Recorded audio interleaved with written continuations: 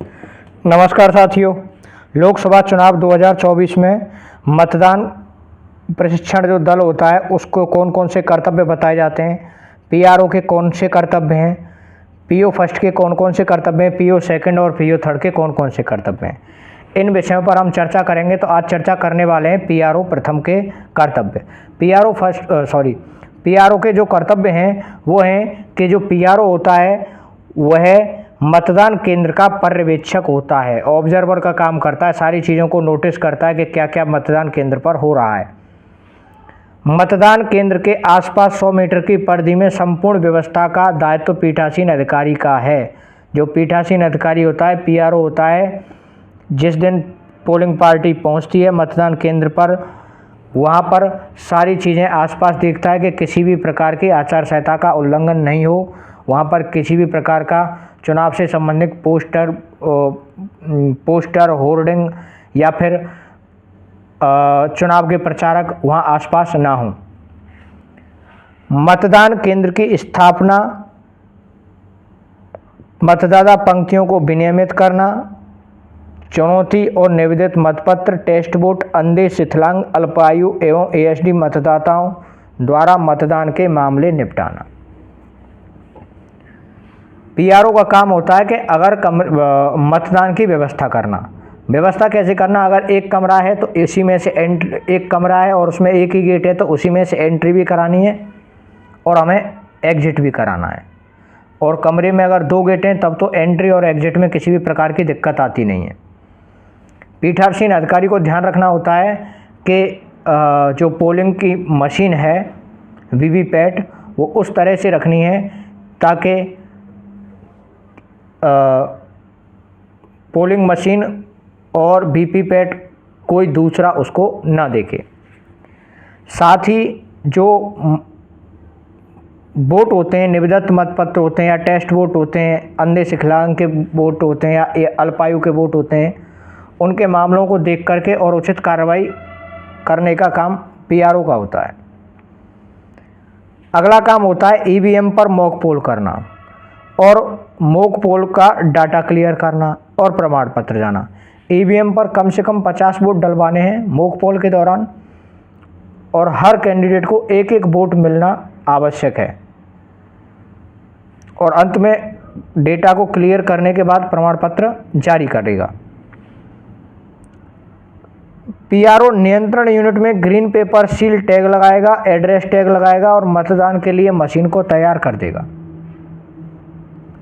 इसके अलावा sector magistrate द्वारा मांगे जाने पर डाले गए मतों की बार बार संख्या बताएगा। जब भी वो पूछेगा कितनी हो गई तो महिला पुरुष दोनों की या महिला पुरुष या 25 साल से कम उम्र वालों की जब भी वो संख्या मांगते हैं तो हमें वो प्रोवाइड करवानी है, बतानी है। मतदान समाप्ति पर कंट्रोल यूनिट का क्लोज बटन दबाकर मतदान समाप्त किया जाता है। जब मतदान हो जाए उसके बाद क्लोज बटन दबानी है कंट्रोल यूनिट की और मतदान आपका समाप्त हो जाएगा। मतदान समाप्त होने के बाद में कंट्रोल यूनिट वीवीपैट और कैरिंग बॉक्स बैलेट यूनिट को कैरिंग बॉक्स में रख देना है। सांविधिक और असांविधिक लिफाफे तैयार करने हैं और जहां आवश्यक हो वहां सील लगानी है। लिफाफे आते हैं कई प्रकार के, उनको उनकी सूची भी आती है कि कौन सा लिफाफा किस में रखा जाएगा। उन लिफाफों को तैयार करना है।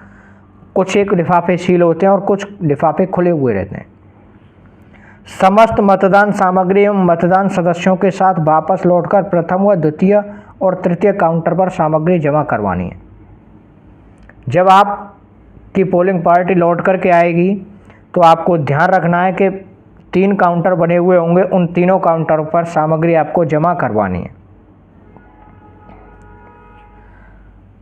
प्रत्येक मतदाता के प्रवेश को विनियमित करना। जिस क्रम में मतदाता रजिस्टर 17 का में प्रविष्ट है उसी क्रम में मतदान करवाएं। जब मतदाता आता है तो उसका रिकॉर्ड संधारित किया जाता है और उसी के अनुसार हमें वोटिंग करवानी है।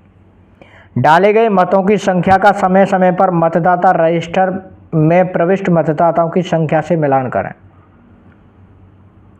बीच बीच में पीआरओ का काम होता है कि वो बैलेट यूनिट में कितने वोट डल गए और मतदाता जो रजिस्टर है उसमें कितने वोट डल गए उनका मिलान करना है, ताकि किसी भी प्रकार की गड़बड़ी मतदान में ना आए। यह सुनिश्चित करें कि कोई भी मतदाता रजिस्टर में हस्ताक्षर किए बिना मतदान नहीं करें। और हमें ये भी ध्यान रखना है कि जब तक किसी मतदाता ने रजिस्टर में सिग्नेचर नहीं किए तब तक उसको वोट न डलवाया जाए, तथा जिन मतदाताओं ने हस्ताक्षर कर दिए वह मतदान किए बिना बाहर ना जाएं। जिसने सिग्नेचर कर दिए उससे वोट भी ज़रूर डलवाना है, जिसने सिग्नेचर नहीं किए उससे वोट नहीं डलवाना, और जिसने कर दिया उससे वोट जरूर डलवाना है। मतदान कक्ष की फ़ोटो खींचना और वीडियो फिल्म बनाने की अनुमति नहीं है। किसी भी प्रकार की फ़ोटो क्लिक करना या वीडियोग्राफी बिल्कुल ना करने दें। यदि कोई पर्दानशीन महिला आती है तो अपना चेहरा किसी मौजूद पीठासीन अधिकारी को दिखाने में संकोच करती है, तो ऐसी स्थिति में पीठासीन अधिकारी मतदान केंद्र या क्षेत्र पर उपलब्ध किसी भी महिला को बुलाकर ऐसी पर्दानशीन महिला की पहचान करवाने में सहायता ले सकता है। अगर कोई महिला अपना चेहरा नहीं दिखाना चाहती है पोलिंग पार्टी को, तो वहाँ पर आशा सहयोगिनी या आंगनवाड़ी कार्यकर्ता जो भी हो उसकी मदद से उस महिला की पहचान करवाने की जिम्मेदारी मतदान अधिकारी की होती है। पीआरओ करवाएगा इस काम को।